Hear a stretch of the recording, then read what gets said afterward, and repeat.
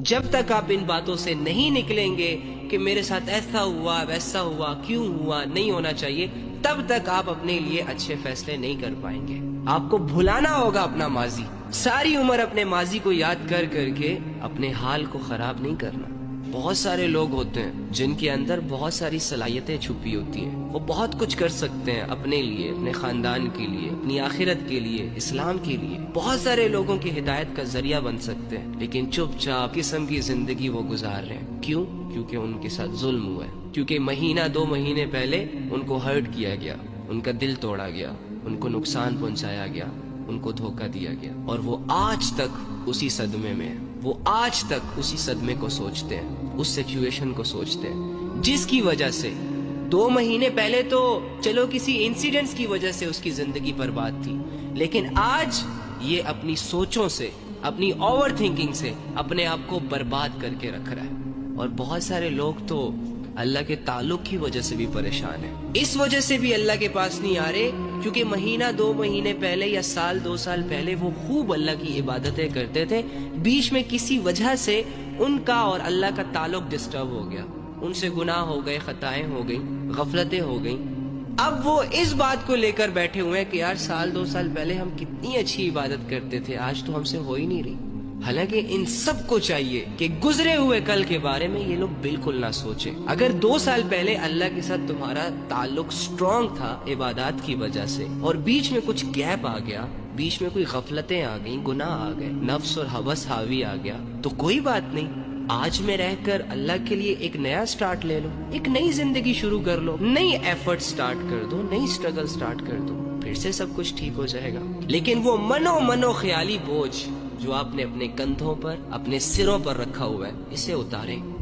Relax ہو جائیں، اپنے آپ کو مظلوم سمجھنا چھوڑیں،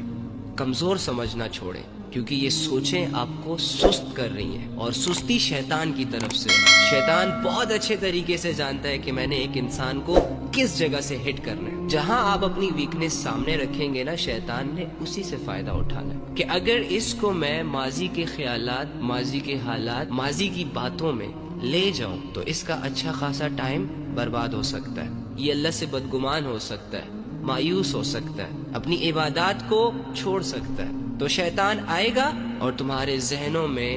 گزرے ہوئے کل کے وسوسے، خیالات، حالات، واقعات ڈال کر تمہیں یہ ریئلائز کروانے کی کوشش کرے گا کہ تم کچھ نہیں کر سکتے، تم اس قدر ٹوٹ چکے ہو، تمہارے ساتھ اتنے بڑے ظلم ہوئے کہ اب آگے کی زندگی میں تم سروائیو نہیں کر سکو گے،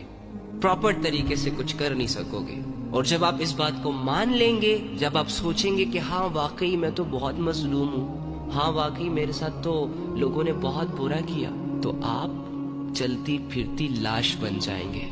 آپ کا اچھا خاصا ٹائم برباد ہو جائے گا اور شیطان اپنے مشن میں کامیاب ہو جائے گا۔ یعنی آپ کو پریشان رکھ کر یا پھر آپ کو مایوس کر کے اس اللہ سے دور کر دے گا جو اللہ ہمارا رہبر ہے، جو ہمارے حالات بدل سکتا ہے، جو ہماری اسٹرینتھ ہے، جو ہماری پاور ہے، جس پر توکل کر کے میں دنیا کے بڑے میدان فتح کر سکتا ہوں، جس کا بھروسہ کر کے میں ہر آزمائش سے لڑ سکتا ہوں۔ جب شیطان انسان کو اس رب سے بدگمان کر دیتا ہے نا، مایوس کر دیتا ہے، پھر انسان کے لیے اللہ کو پکارنا